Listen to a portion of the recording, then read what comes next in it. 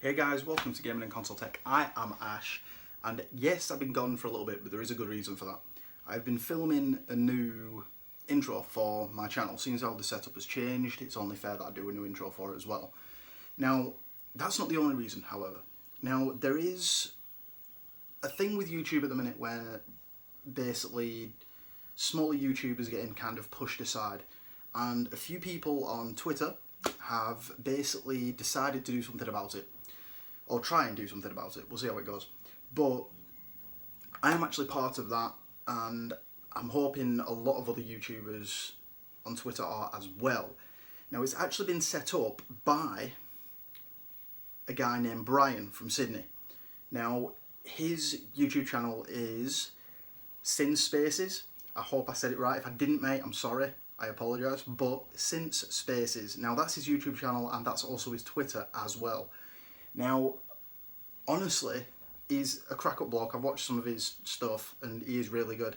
And what he's trying to do is trying to make some of the smaller YouTubers a little bit bigger, a little bit more basically on the trending list, which is always good. Let's face it, we all want a little bit more recognition. But that being said, if you can show him support on Twitter and show him some support on his channel as well, I think he has more subscribers than me, I'm pretty sure. But basically what he's doing is basically getting people to basically subscribe to channels that have 1,000 subscribers or less. So yeah, it's basically to get those people really basically recognised, honestly. And it's a really good idea. If you want to be a part of it, go to his Twitter page, go to his YouTube, and basically show some support there, because he is a crack-up bloke. He's also done a lot for, or doing a lot for, the YouTube community, so hopefully that will become something. But however, this video is going to be a review of something which, honestly, I've been trying to hold off on because I've not been too sure about it. But let's see where it goes, and we'll see what I can come up with the ideas. Now, this is going to be a review, but it's not going to be my normal retro showcase review. It's going to be me sat here with the actual item, and if you've already read the description, you're going to know what that item is. The item is indeed the Xbox 360.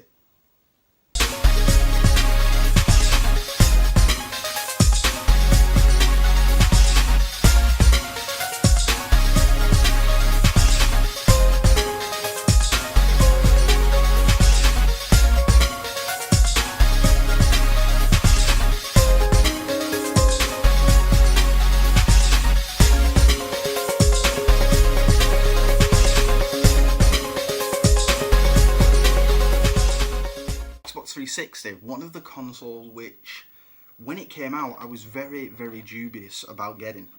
Not because I didn't like the console, but because of the little bit of controversy that came with it. Now, if you grew up in that generation, you're going to know that this isn't the original 360, not by any means.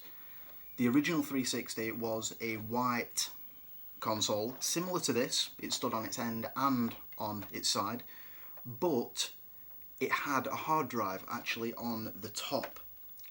And honestly, it wasn't the best designed console in my experience. I really didn't like the fact that that was a thing. But the thing is, it was good looking for the day, especially going up against the gloss monster that was the PS3. Now, if I'm honest, this console is my favourite of the redesigned consoles. There was indeed two. There was basically the white one, which I shall put a little picture here somewhere, if I can, over here. And then there was also the Xbox 360E, which was a redesigned version of this. The problem with that is the fact that they took the optical port out of the back of it, and they basically used the aesthetic of the Xbox One to try and make it look a little bit better. And it did work. It was a beautiful console, but it wasn't my cup of tea. And honestly, it just didn't hit the right buttons for me. But that being said, this one is my favourite just because it looks so damn sleek and beautiful. Now, on the front, you've obviously got this, which is your USBs, your two USBs at the front. You've got your on button, which is touch sensitive, and I will say now, it is a bugger.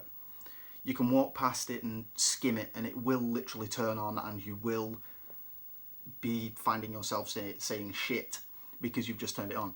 Same with this button. Now this one is even worse because you can touch around it and this drawer will indeed come out, and that'll be it. You'll be in a bad mood because the drawer comes out and whatever else. But it happens. It's a design flaw, but it's still a pretty console. Now, if I'm honest, the back was my favourite part, and that might sound a little bit weird. But honestly, you'll find out why. Now I'm going to turn this thing around. Now on the back, as you can see, it is a plethora of ports. Now obviously you've got all these here, which is the USB ports. You had three, including two on the front, which were obviously in all 5, which let's say pretty good for a home console, considering every PS3 model has always had 2. Yeah, that sounds really bad, doesn't it? And then over here you've got this one, which was the Kinect port. Now, interesting fact about this is the fact that this port is a standalone port on this console. You can just plug the Kinect in with just this plug and you are basically ready to go. So they announced this and said it was Kinect ready, and that's what it meant. If you had an older 360, that's where things get complicated, because you needed an extra power supply to hook up to the Kinect in order to make it work, because the original 360 didn't provide power for the Kinect.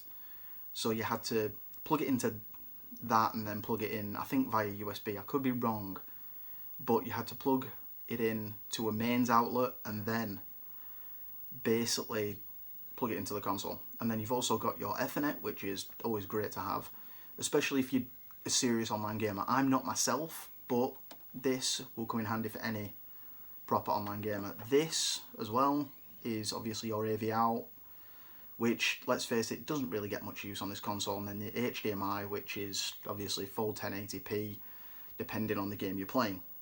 Now, the optical out, like I said, the Xbox 360e had this taken off it, which to me and to a lot of other gamers was just a stupid idea. Honestly, it just didn't make any sense whatsoever.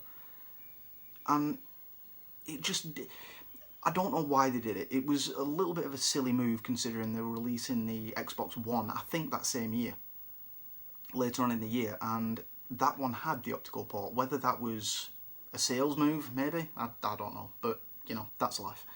But yeah, that optical port was removed from the Xbox 360e, which obviously you've seen a picture of in this video. Then you've got obviously your power, which is always great. Now, with this power supply, honestly, I prefer this one over the original. The other one was basically a big kettle plug, a 3-pin plug, which was a little bit of a pain because a lot of the first HD consoles that came out used that, including the PS3. So yeah, well, that was a bit of a weird one. But this one uses another plug, which honestly I prefer. It's easier to put in without fear of bending the pins, which I did a few times on the old one. It wasn't that greatly built, but still, that was the whole issue. And then on the top, it's basically a grill. And then this was the weird one. Now, you remember me saying about the Xbox 360 original, the big white one, or the Elite Black one even, had a removable hard drive on top, which was easy access pretty much, which was great. No problems at all. But this one made things even weirder, because under this flap here, if I can get it, you have this flap here which slides off when you unclip it, and it has the hard drive inside. Now they changed the design of the hard drive again, which was a bit weird. The Xbox 360e, I believe, still took this hard drive, but it wasn't exactly a great move, honestly. You had to buy another wire to transfer all your data from the original Xbox to this hard drive by plugging in the hard drive to the standalone wire. So yeah, it was a little strange, but still, it was, for design prosthetics, it was basically pretty good. Now, if I can pop that back in there, we'll have a look and we'll put that in there, like so. And I've still not put it in right.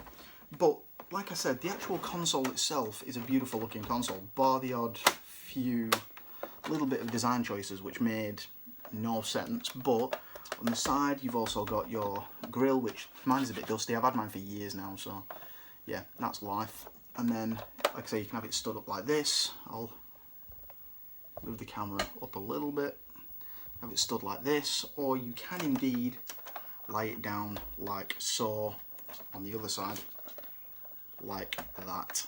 And honestly, it is a really good looking console. That being said, there are a little few problems with it, but honestly, it is my favourite console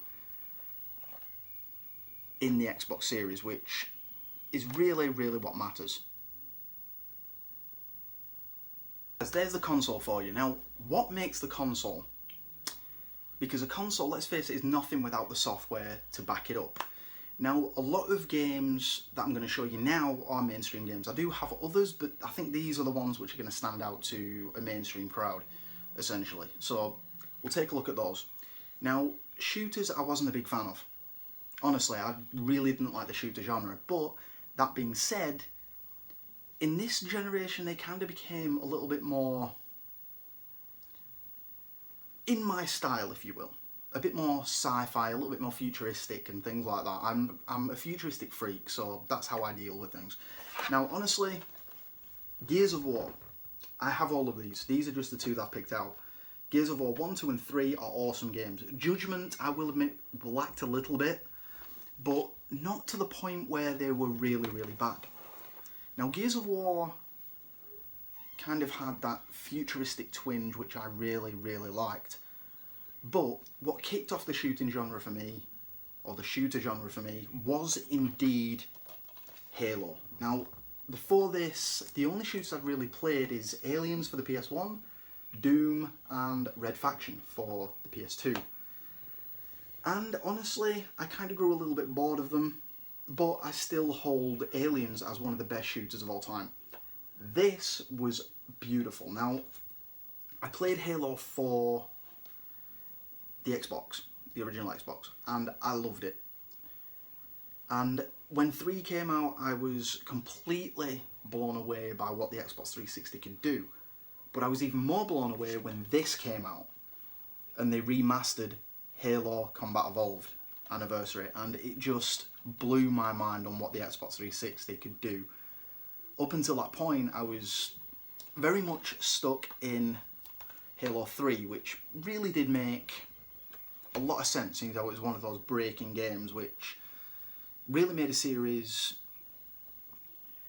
basically go up against the big boys, against Sony and everything like that. It actually, I honestly believe without Halo, it wouldn't stand a chance. But there's also another game series which really took away from PlayStation. It took what PlayStation already did, or Sony already did, specifically Polyphony Digital, and brought out what was the best, honestly, in my opinion, the best racer in the world. And I'm probably going to get a lot of hate for this, but I really don't care. Up until this point, I was a Gran Turismo fan, and honestly, this series blew it away. I still am a Gran Turismo fan. I am indeed looking forward to Gran Turismo Sport later this year. But the series that really took off my love for games after that, after all the delays that we suffered from Gran Turismo 5, Gran Turismo 6, was Forza. Now, Forza really took my love for cars and threw it through the roof. It literally got me back into basically racing games. And the game that did that was Forza 4. That being said, my love for cars went even deeper when Forza Horizon came out. The first one was absolutely amazing, and then Forza Horizon 2 came out, and that was the pinnacle moment of what I thought was going to be my love for gaming. I'm still loving the Forza series to this day with Forza 5 and Forza 6. And as you well know, E3 this year, Forza 7 has actually been basically announced and hopefully will be coming out this year, but we'll see about that. So, but other than that, guys, it's a great console. It is indeed one of the best consoles that I've ever played in my life in gaming, and it's just, it really makes a change for me to do something like this with a modern console, because as you guys know, I do a lot of reviews. They all tend to be short. This is longer than the average review. That's one of the reasons I've done it, because I want my reviews to be a little bit longer. And indeed, it is one of the best consoles which I could have reviewed. So, with that said, I honestly think the Xbox 360 is well worth your money. Whether you buy it for hundreds or even second-hand at, I don't know, a flea market or whatever. Honestly, there is some epic games on there, other than the ones that I've shown today. There is loads, honestly. So, without further ado, I shall leave you guys with that. Like I said in the beginning of this video, go to Twitter and basically put in hashtag #SubSunday and basically look up the guy Brian, who is an Australian guy from Sydney, and he is doing this #SubSunday thing on Twitter, and honestly, show him some support. It's going to get some of the smaller YouTubers to really shine. So hopefully that will be awesome, and you guys in the meantime, like, comment, subscribe, and I shall see you guys in the next video. In the meantime, as always, happy gaming.